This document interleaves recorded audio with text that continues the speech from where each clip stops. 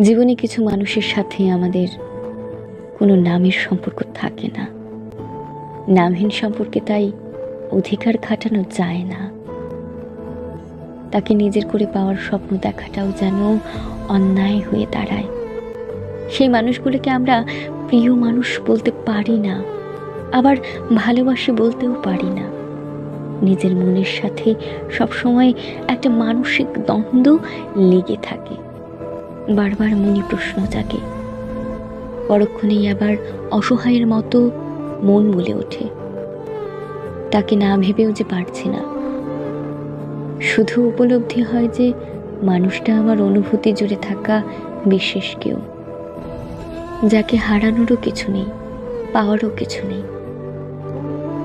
এই জন্যই হয়তো কেউ একজন সুন্দর করে বলেছেন, আমাদের প্রেম হয়নি, হবেও না। ভালোবাসি প্রকাশ করা হয়নি, হবেও না।